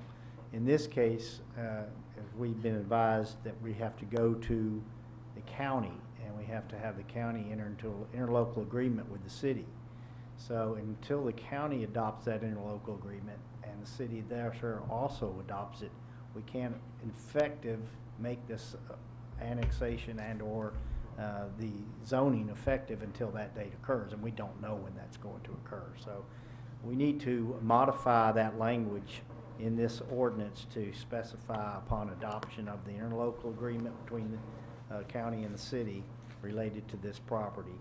And one other suggestion that we might want to do is or add a condition in there when it becomes contiguous to the city. So there could be other properties that annex that are contiguous to this property, and if that were to occur, let's say in the next year, and we haven't worked out an interlocal agreement, then by default, then this property would then come in. What that means that we have to keep tabs on when that happens and that trigger would pull. That's a little complicated, but it would keep us from having to go through this laborious process that we've gone through. It's been, gosh, 9 months maybe? So do we need to make amendment tonight to amend this plan for Yes, that? we want to make sure that the effective date is, now it's up to you as to how you want that to make. You can make it 5 months effective after adoption of the interlocal agreement or something to that effect, or just make it effective upon adoption of an interlocal agreement between the city and the county. And you also want to make sure that as we provided in the handout, that the exhibits that are provided with this include the legal description, and that's the legal description of the property itself and each of the zonings contained within the boundaries of the property. So that's included with this as well. And also the description of the master plan with those numerous conditions that many have been discussed already tonight. I'll make that in the form of amendment. Okay, a motion, an amendment. Which thing? Ask Mr. McCord. I need some specificity as to, do you want to do it upon? Upon approval of the interlocal Interlocal. agreement. Okay, thank you. That's correct. And I second. Do you want the or in there as far as the Yes, contiguous absolutely. annexation happens? Okay. Absolutely. And then what are the other things that need to be included in the amendment specifically? Well, the legal description will include the boundary of the property. Okay, legal meets and description, bounds including description of the outline of the property, the 384 acres, 0.6 acres. Okay. And the legal description also includes each of the individual zonings contained within that 384 acres that Yeah, 'cause Councilman there's a bunch of Alexander different read into the zones, yeah. record. So there's a set amount of acres, so that 384 acres is cut up into different zoning Sections, districts that yeah. are contained Okay. within that master So- plan. So that's it, and as well as Exhibit B, which is the description of the master plan with conditions. Okay. Ms. Hamacali? Can I go back to the effective date? I just want to make sure, because I'm not certain exactly what I heard. Effective upon adoption of an interlocal agreement, or when it becomes contiguous. Contiguous, Do you that's want to correct. leave that open for 20, 30 years? Or do you want to set if properties become contiguous within a year? Right now, none of the properties that are contiguous have been annexed. And as you know, we can only annex by agreement of the property owner at this time. So I want to make sure that everyone in the audience understands the city's not going to come and try to annex your property. We can only annex by agreement of the landowner when the landowner makes that request. So if you do amend this to say, let's say we never get an interlocal agreement approved. So then we are stuck with, or when this becomes contiguous. Do you want to put a time frame on that, or do you want to limit that time? Because if you leave it open for 20 or 30 years, likely none of us are going to be here. Yeah, we're going to put a burden on future. Mr. McCord, oh, you will be? Yeah, I had some specific language, and that would read, Okay. upon approval on an interlocal agreement between the City of Gallatin and Sumner County affecting the properties, or upon annexation of adjacent parcels or rights-of-way contiguous to the main portion of the corporate limits of the city as of November 19th, 2019. That would be the specific language. And that, again, that opens it up for possibly as long as 30 years, and there could be 30 years, the adjacent parcel becomes contiguous, and that's the first parcel contiguous, and that triggers this annexation. But I don't know that the property owners would want that as well. I mean, because I think that you're, I think after a year it could be revisited.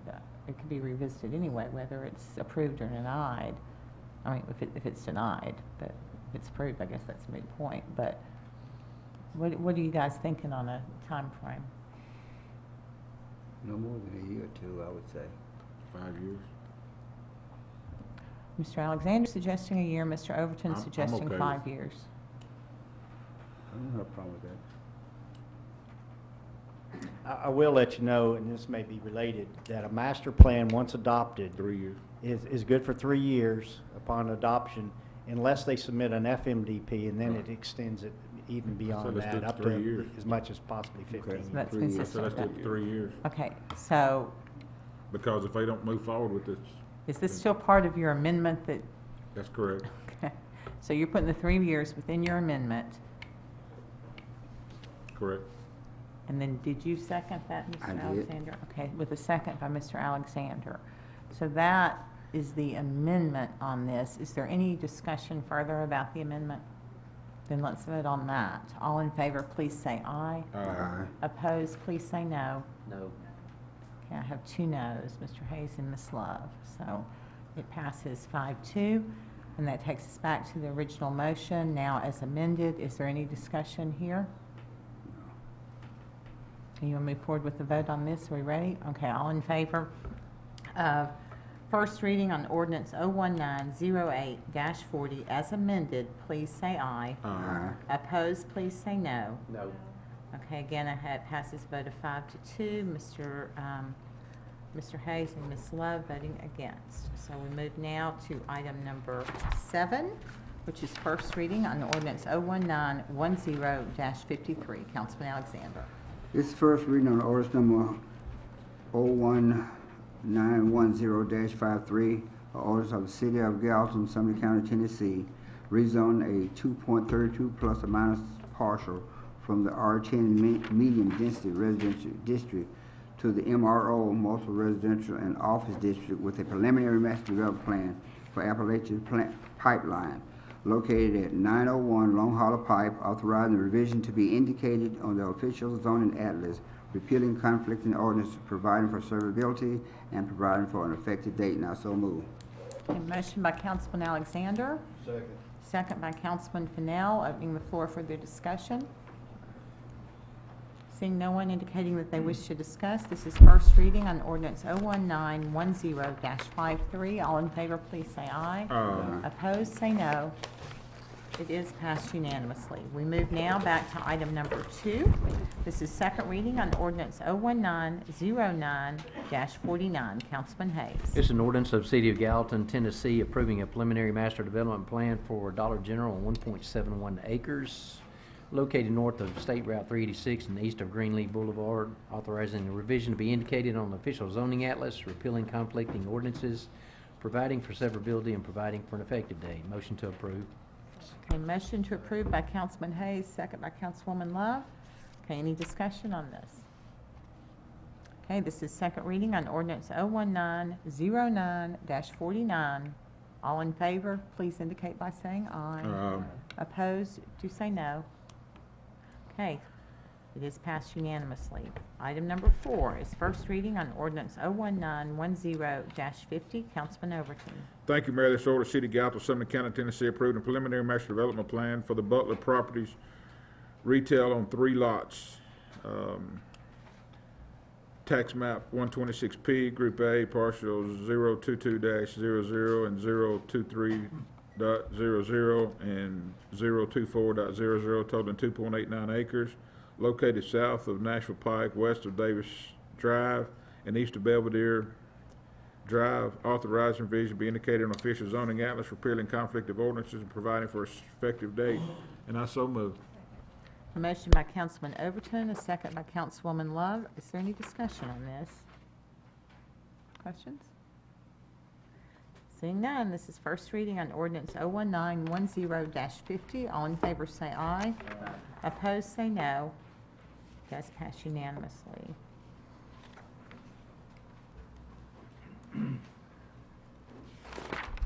Okay, item number 5 is first reading on ordinance 01910-51. Councilman Fennell is recognized. Thank you, Mayor. This is an ordinance appropriating funds for the sale of trucks for the building department in an amount of $4,760. I so move. Motion by Councilman Fennell, second by Councilman Overton. Any discussion? Okay, this is first reading on ordinance 01910-51. In favor say aye. Opposed say no. Passes unanimously. Item 6 is first reading on ordinance 01910-52. Councilman Overton. Thank you, Mayor. This order, City of Gallatin, Sumner County, Tennessee, approved a preliminary master development plan for the Patriot Angels on 2 parcels, tax map 125, field parcels 048-.00 and 47, totaling 45.9 acres, located north of Harris Lane, east of Greenlee Boulevard, authorizing revisions to be indicated on official zoning atlas, repealing conflict of orders, providing for severability, and providing for an effective date. And I so move. Motion by Councilman Overton. Do we need to add Exhibit A? Yeah, do we need to add this? Do we need to add that as an amendment? Okay, I'll make it an amendment. Okay. Well, I have a motion. I need a second first. Second. Okay. Motion by Councilman Overton, second by Councilman And I'll Hayes. second the amendment. Okay. Councilman Hayes offers the amendment is the amendment, and Councilman Overton seconds that. Any discussion on that amendment? All right, all in favor say aye. Opposed say no. It's passed unanimously. Back to the original motion now as amended. Opening the floor for discussion. If anyone wants to say anything? Okay, I see no one. So this is first reading on ordinance 01910-52. All in favor say aye. Opposed say no. Does pass unanimously. Item number 8 is first reading on ordinance 01910-54. Vice Mayor Camp. Thank you, Mayor. This is ordinance appropriating $34,465 for a new buildings code position. So moved. Second. Motion by Vice Mayor Camp, second by Councilwoman Love. Any discussion on this? This is first reading on ordinance 01910-54. All in favor, please say aye. Opposed, please say no. Does pass unanimously. Item 9 is resolution R1909-52. Councilman Overton. Thank you, Mayor. This resolution, City of Gallatin, Sumner County, Tennessee, adopting plan of services for annexation of 57.10 acres of State Route 109, State Route 25, and Albert Gallatin Avenues right-of-way located adjacent to the current city limits, including right-of-way, Red River Road, State Route 25, at East Station Camp to a point west of Grassley Glen Drive, right-of-way of State Route 109, the south side of intersection State Route 25, and the north side of right-of-way of Albert Gallatin Avenue Extension, and the right-of-way of Albert Gallatin Avenue Extension from the east right-of-way of State Route 109 to a point near East Station Camp Creek in existing city limits, and providing for an effective date. And I so move. Second. Motion by Councilman Overton, a second by Councilman Hayes. Any discussion? Okay. Ms. Love? I'd like for someone to address what Ms. Javance said about the default or the required 6-month updates on annexations that haven't been followed to the letter. State statute requires that an annexation report be provided and address the status of the plan of service.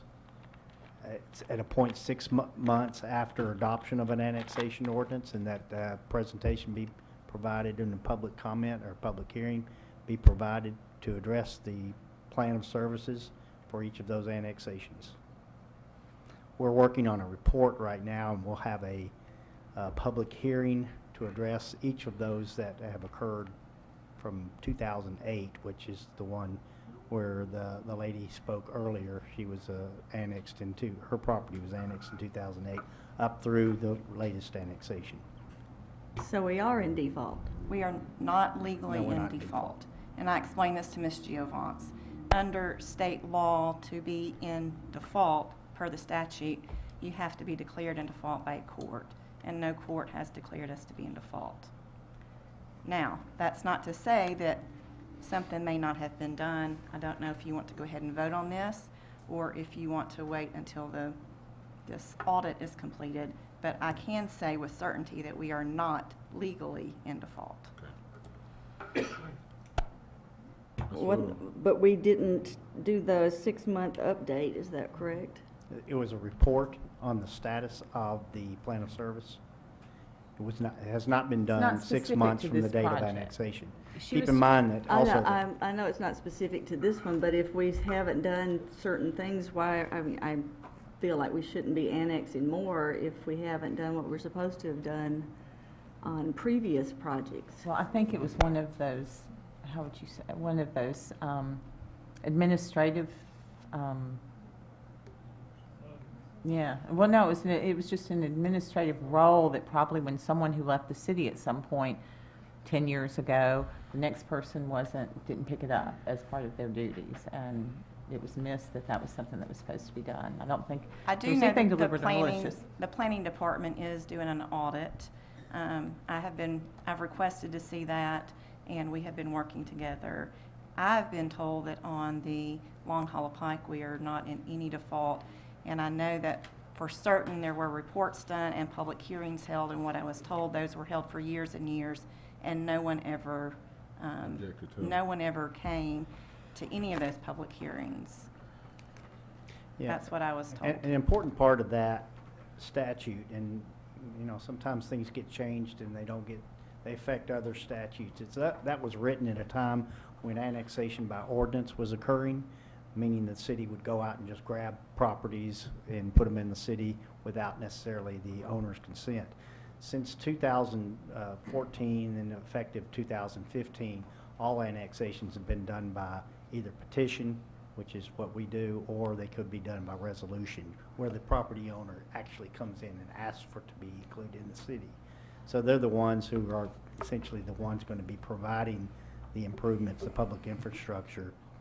And in this case, we're dealing with public rights-of-way anyhow, so the plans of service are just fire protection, police protection through these rights-of-way.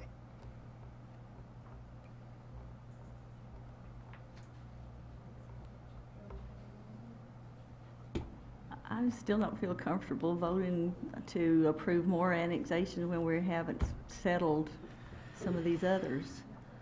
Like, so you're doing an audit right now? Correct. Is that, and There will be a scheduled hearing, presentation similar to what we have tonight, and we'll have a spreadsheet and a narrative report describing what services were initially provided or proposed and what's been constructed and already provided. And again, when a piece of property that's been annexed by a property owner who has intents on developing it, they're the ones going to be providing that service. So extending water and sewer lines is the big cost. Not services we'd be responsible for anyway. I mean, we would, but we wouldn't be putting it in, so once it's there. Anyone else wish to speak? Anyone? Okay, so we have the amendment. No, we do not have the amendment. I'm losing track of my, this is resolution R1909-52. I have a motion and a second. No further action has been requested beyond that. So is this council ready to vote on Yep. that? Okay, this is resolution R1909-52. All in favor, say aye. Opposed, say no. Okay, so I have 5 in favor and 1 abstention. Item number 10 is resolution, sorry, I'm making a note. Resolution R1909-53, Councilman Overton. Thank you, Madam Chair. Resolution, City of Gallatin, Sumner County, Tennessee, annexing 57.10 acres, portion of State Route 109, State Route 25, and Albert Gallatin Avenue Extension right-of-way into the City of Gallatin, located adjacent to the current city limits, including right-of-way of Red River Road, State Route 25, from East Station Camp Creek to a point west of Grassy Glen Drive, and right-of-way of State Route 109, from the south side of the intersection of State Route 25 to the north side of the right-of-way of Albert Gallatin Avenue Extension, and the right-of-way of Albert Gallatin Extension from the east side of the way of State Route 109 to a point near East Station Camp Creek and existing city limits, authorizing the annexed right-of-ways to be indicated on official zoning atlas, authorizing the assignment of annexed area to the council district, repealing conflict of orders, providing for severability, and providing for an effective date. And I so move. Motion by Councilman Overton, a second by Councilman Hayes. Any discussion on this? Seeing none, this is resolution R1909-53. All in favor say aye. Opposed, say no. Abstain as well. All right. Does pass, 5 with 1 abstention. Item number 11 is resolution R1910-54, Councilman Overton. Thank you, Madam Chair. Resolution accepting public improvements by the City of Gallatin, Tennessee, Twin Eagles, Phase 13, Section A. I so move. Motion by Councilman Overton, Second. second by Councilman Hayes. Any discussion? All right, resolution R1910-54, all in favor say aye. Opposed, say no. That was a weak aye. Any opposed? Any abstentions? Okay, I'm going to say that it passes 6-0. Item number 12 is resolution R1910-55. Councilman Overton again. Thank you, Madam Chair. Resolution accepting public improvements by the City of Gallatin, Tennessee, to Clear Lake Meadows, Section 5, Phase 2. I so move. Motion by Councilman Overton, a second by Councilwoman Love. Any discussion? This is resolution R1910-55. All in favor say aye. Opposed, say no. Does pass unanimously. All right, that concludes the regular agenda and moves us now to other business. Were you just up there to see if we had any questions, or did you have something for us? I apologize. Perfect. Thank you so much. So now we're moving to other business. I didn't even see him standing there. Now we'll move to other business. If there's any other business this council wants to bring forward, now would be the time. Mr. Fennell, you're recognized. Mayor, can we add for the next work session for 1256 Clear Lake Meadows about the parking lot issue of the church? Jimmy, help me with the name of the church. Or Bill McCord. United Church. No, is it? I think it is United. We discussed it Is it United, Mr. last McCord? night. That's correct. It's United Church. yeah.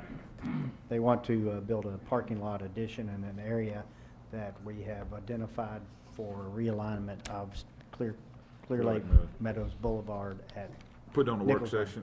Is it okay? Can you have whatever ready for the work session next week, Mr. McCord? Well, most of it's engineering's issue. I think they're the ones that probably will handle that. Yeah. Lance. Any comment? Put on a work session, speak about it next week. Okay, very good. Thank you. All Hey, right. hey Lance, before you sit down, Yes, sir. will you be sure to address with Nick when you get a chance, and if you want to put it on a work session, just email us or something, but the Belvedere petition that's going around about some traffic calming devices, give us an update on that, okay? Yes, sir. If you will. I will. You're probably familiar with it, but Somewhat familiar, Yeah. not to talk about it at the moment, but on the work session we'll be ready. I appreciate it. Thank you very And we had a much. meeting last week on that. so, Good. Yeah. Thank you, sir. All right, any other member of council with some other business they want to bring forward? Okay, seeing none, we'll move forward to public recognition on non-agenda related items. This is where you may come forward, speak to an item that's not on the evening's agenda.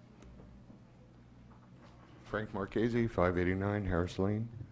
I want to just ask, I know we addressed the Harris Lane situation in the work session last week.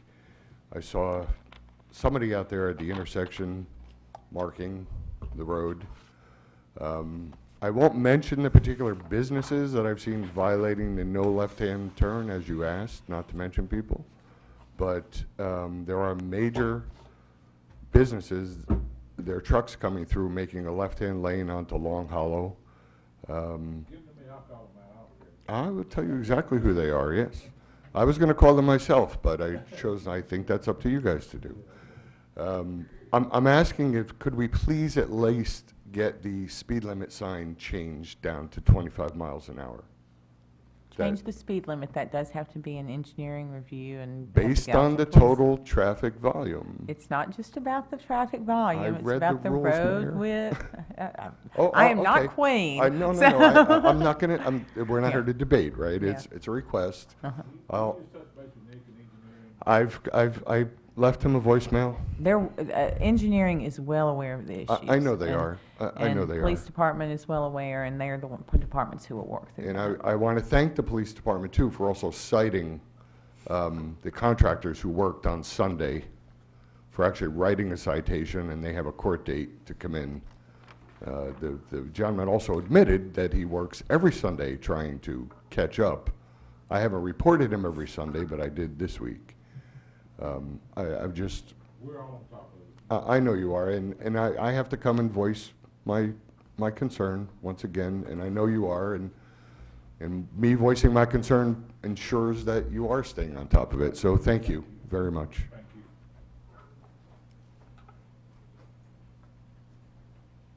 you. Good evening again.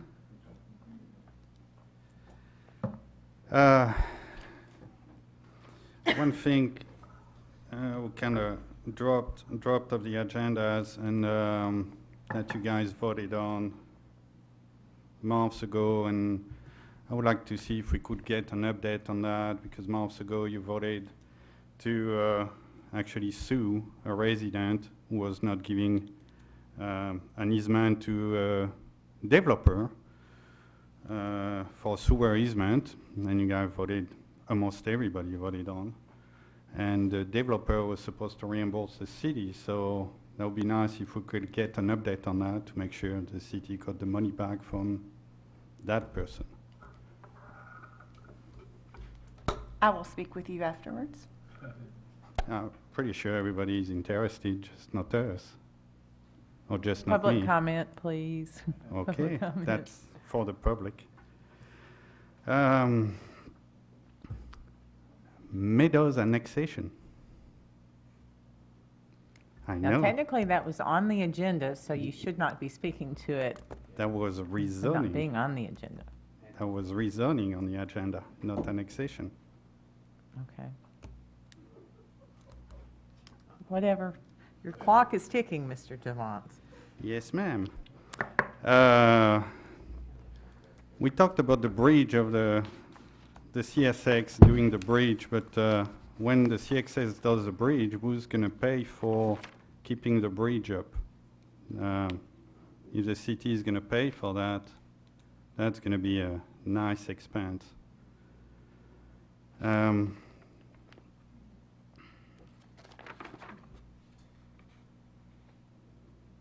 Police issues with that development. We're going to need more officers. I know in the planning they say 5 officers for 1,100 houses and a lot of money, $731,000. We're going to have to be implemented in year 2022. That means probably nothing is going to be developed at that time, so hopefully you guys will put it on a budget so we can pay for it.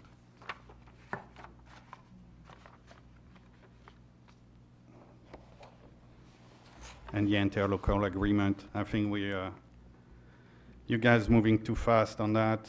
There is no agreement and we still talk about it. I think the agreement should be the first thing done. And if the county agree, because of what I heard, there's people in the county who are not happy about that, because I don't think the county can support the annexation the same way that the city can't support the annexation. Even if I understand some point made that it's better to have control, but, you know, like you said, this property, this owner is trying to develop the property for years and years and years. And, you know, it's developer-driven. If that was developer-driven, she would have a developer that she does not. So, Madam Mayor, I know you're waiting for me to go, so. No, I'm going. just watching your clock. You've still got a minute 40. That's okay. I give it back to you. Have a good evening. Anyone else wishing to speak this evening? All right, seeing no one, I will declare public recognition on non-agenda related items closed and entertain one more motion. Motion to adjourn by Mr. Overton, second by Mr. Camp. All in favor, say aye. We are adjourned, ladies and gentlemen. Have a safe evening. Thank you for being here this evening and enduring this long meeting. Have a good evening.